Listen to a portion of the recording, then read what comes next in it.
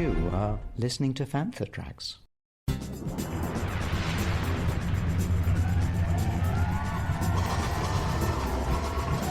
It's time to head south with the Fantha From Down Under.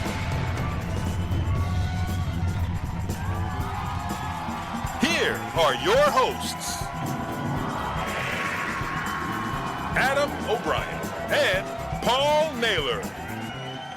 You're listening to the Fantha From Down Under. We're taking part in Star Wars Podcast Day. Star Wars Podcast Day is an unofficial celebration of the Star Wars fan audio community. Every year, the event brings together approximately 100 shows sharing their love of fan-made audio with other Star Wars fans, as well as the wider podcast listening audience. The podcast version of May the 4th, if you like. Why February the 7th? Well, that was the day that Jedi Talk, the very first Star Wars podcast, premiered way back in 1999, kicking off a huge part of the Star Wars fandom that continues to this day.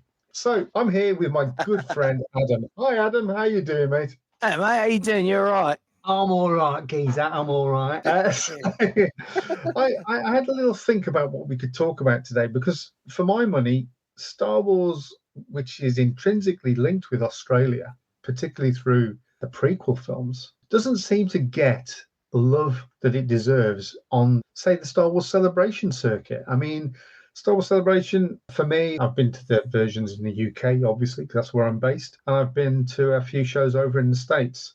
And so when Japan was announced a few years back, subsequently happened in 2025, it did get me thinking, well, why not Australia? Has there ever been any sort of rumblings that it might come down under? There's definitely been people wanting it to come, but as far as any official capacity, never as far as I know. Obviously, Sydney was a big contender for it to be because huge part of the prequel trilogy being episode 2 and episode 3. And, you know, George was based here for so long. There's so many people used to see him at the coffee shop and go, "Hey, Jill, what's cracking?" And he'd be like, "Oh, a coffee, I think." You know, like it was such a big part of it, you know. And we had Rouge 1 was made there with Ewan McGregor, of course, Moulin Rouge. Yes, Papi Le Pew, you know, and of course, one of the great things about that period was we got to see a lot of it first thing on Aussie TV because they're around the locations and stuff like that, doing that down at Homebush, down at Fox Studios. So that was a big part of our background with it, obviously, too. And I think the height of digital taking over was such a huge thing. Now, past that is obviously there's a lot of Australian talent involved in it and NZ talent, that is New Zealand. Tamara Morrison, obviously. A lot of great actors were in Deleted Scenes, episode 2. Claudia Cavan, one of our greatest actresses out here. She's fantastic. Better than a lot of the ones that are famous, folks, I could tell you now. And, you know, there's just so much talent. Joel Edgerton, obviously, too. So you got all of that. And you've got, obviously, 2 massive festivals out here, which we have regularly, a lot of Star Wars talent. Oz Comic Con, which comes out once a year. And then we've also got Supernova, which goes all over Australia. Supernova is the big one out here. Massive festival. Huge. And I can tell you, I've been to the last, say, 5 or 6 over the last 6 or 7 years. And you see all sorts of talent. We're seeing the actors. We're getting to see some of the obviously the writers as well. People behind the scenes, the voice talent, the artistry as well. It's all there, folks. And I think Supernova being such a coastal thing, it goes right around from Perth to Adelaide, Melbourne, Sydney, right up to Darwin, around to some weird place called Brisbane and the Gold Coast. But, you know, it's a film community. The cosplay community in Australia is just bonkers, absolutely bonkers. Is it a different location each time it happens then? Different all the time. So they're literally every 2 months it's on. Oh, right. So there's really ample opportunity for Star Wars news in a single file to happen everywhere.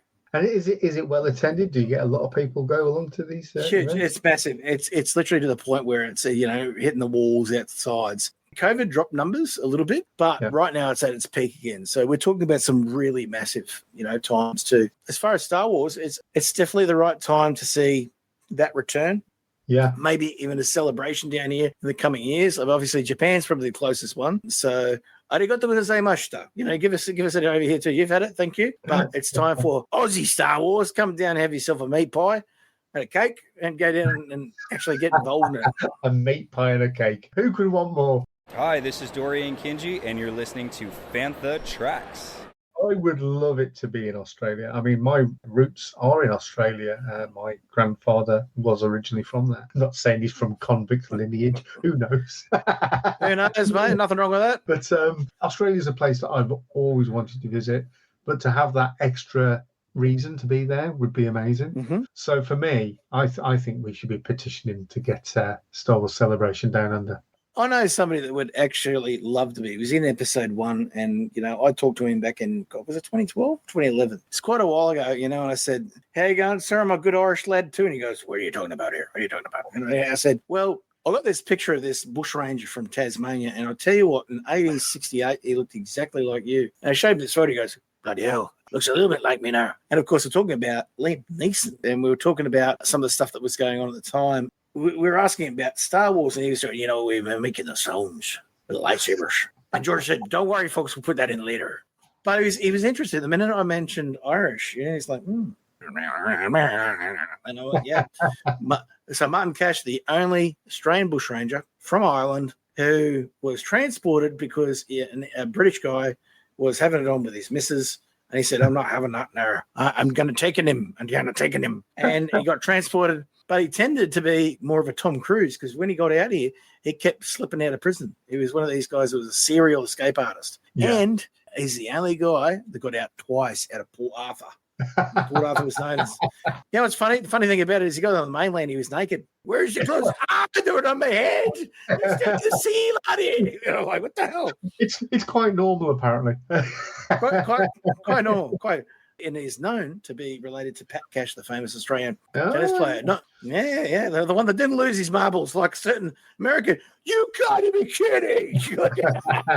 Pat Cash was one of the reasons I was so interested in tennis as a youngster. So he was great.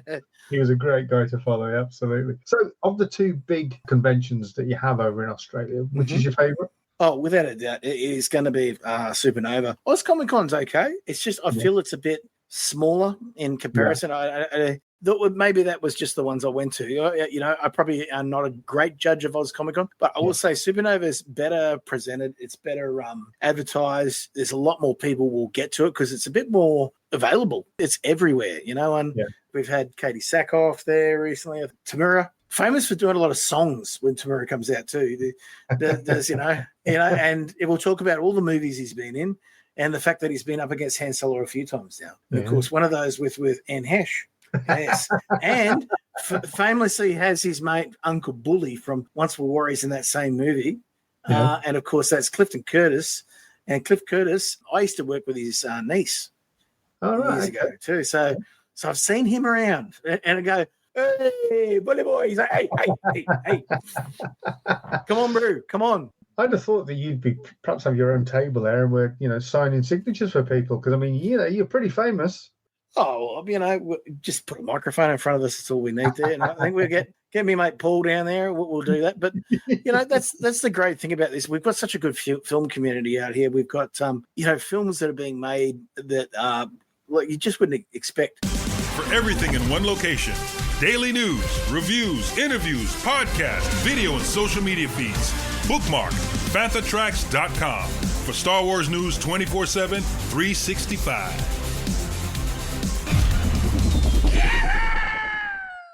One of those Tim's been in with Luke Spark, who did some great work with him a little while ago. The Occupation films, if I remember right, they're basically an alien invasion style film. His take on a Star Wars if it hit Australia, pretty much. Great work. But the great one he did last year was Primitive War. With Jeremy Piven from Black Hawk Down, he's been in everything. Funny guy. And then a lot of Australian talent in it. And the stand-in for Harrison Ford, Anthony Gruber, who I thought was actually American at least, or European, I wasn't sure. But you hear this, g'day, mate, how you going? I went, so my mate tells me. It says, so, pretty funny. You got to say, the talent on that alone was that film's pretty good. Crazy, isn't it? Is it a Vietnam War film but with some dinosaurs? Yeah. With dinosaurs thrown in through a vortex and Ruskies. Yes, comrade. There seems to be a T-Rex We got it new. Sounds like my kind of film. It's great. And Piven gives it a bit of gravitas. He's good. But and you also get number 6 from Battlestar in it. Trisha Helfer, folks. That's right. Who's also been out to here. The Cylons are everywhere. So I'm going to throw this out there, Adam. Right? Okay. So say after Celebration in 2027, when you get to the last day, when they always announce where it's going to be next, and up on the screen, instead of it saying Star Wars Celebration Europe or Star Wars Celebration Orlando, it comes up with Star Wars Celebration Sydney. You would absolutely lose your mind. I would lose it even more if it were Star Wars Celebration Broken Hill, because then we'll get to go to the Mad Max Museum while we're there. Say Star Wars Celebration was going to come to you. What would you like to see at a Star Wars Celebration Down Under? I think the big thing is make it a prequel focus. I really bring on the generation of stuff. And how many people would be into that? They'd love it. All the stuff with Zam Wessel, all the stuff in Coruscant that was filmed here. Obviously Hayden had come out here. Yeah. The rest of the cast. I mean, you're not definitely coming. Hayden's coming here like, hey, why are you coming too? He'd come with that. Because he's got to be a part of it. He loves it. Yeah, I think that's a sensible choice as well, because the kids that grew up with the prequel trilogy, they've now all grown up. They've got the jobs. Yeah. They've got the money to be able to travel. You'll get your Australian visitors will be fine. That's accounted for, big tick. But like myself, it gives people the opportunity to go and visit your country. Star Wars Celebration. You've not been to one, I don't think, have you? You've not been to the US or? No, I haven't been to any of those ones overseas yet. No, I've only been to the Australian ones. So a lot of the Fanthas would agree with this. Is that it's as much about the stuff that you do outside of the convention centre as it is in the convention centre. Inside, yeah. It's the meeting up with mates and making friends from another continent, and I've got countless friends from America now that we chat frequently, and I'd never have known them if it wasn't for Star Wars. So it's mutual great. interest. Yeah, it is a small world these days. You can get pretty much anywhere you want to or need to, and it's not as expensive as it used to be. So for me, Star Wars Celebration Australia is a must. It's got to happen in the next decade or so. My name is Kiriana Cratter, and you're listening to Fantha Tracks. Definitely. And it has to happen so that we can get Mark out here as well. And we're going to take him to a proper sit down at the Yatla Pie shop. We've been talking about it's the best pie shop in the Southern Hemisphere. I told Reitzel from Fantha Podcast, this is to show you how crazy it is.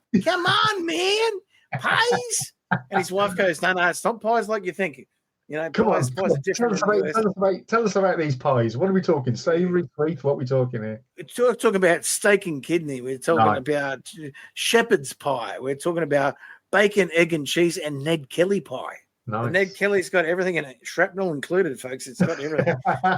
You know how pies are usually about the size of your palm. This is double that. Huge pies, they're massive, and you douse them with ketchup. But what we're doing here in Australia, we get a knife, we cut the lids off, and you pour all your ketchup on the lid, all inside the mince. Mix it up, eat it separate, or you can use either a fork to get the mince out, and then you douse both with ketchup, and you go. Now, something that's quite often done over here, because obviously the UK is big on its pies as well. Pie sandwich. 2 pieces of bread, stick the pie in the middle. Try it. It'll change your life. Or a roll, or a cob, whatever you call it out there. Plenty of butter on it. Stick your meat pie between the roll or the bread. It's amazing. That sounds very much similar to something we do with sausage rolls. You have sausage rolls over there? Oh, we're very big on sausage rolls. Yeah, go on. You like this? Sausage roll on a roll. There you go. So basically, it's a hot dog, but with pastry on the sausages. Yeah, I can imagine Mark going up to the counter that you and I will get our sausage roll and a roll and pie. Yeah, you got fishy chips there, yeah? You got newspaper wrap it up with, yeah? Star Wars Celebration Broken Hill, folks. Let's make this happen. It's going to happen. It's going to happen. Well, it's been brilliant chatting with you about this. So let's make Star Wars Celebration Australia a thing. You and me can get behind this, and then we can be the champions of it all.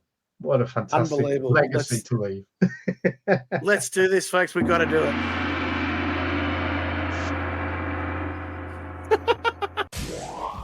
Well, that's all we have time for here tonight on the Fantha From Down Under.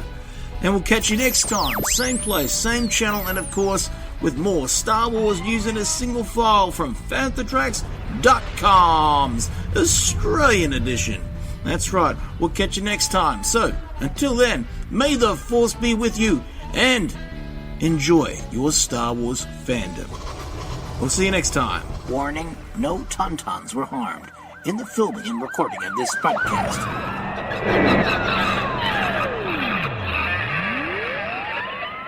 Thanks for listening. Coming up next on Fantha Tracks Radio, it's Collecting Tracks.